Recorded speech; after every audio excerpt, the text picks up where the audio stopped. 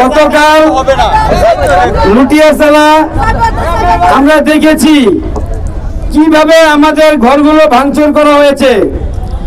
আমরা প্রত্যেকেই, কেউ গার্মেন্টস শ্রমিক, কেউ ভ্যান চালক, কেউ ট্রাক চালক, কেউ পিকআপ চালক, আমরা সকলেই দিনমজুর।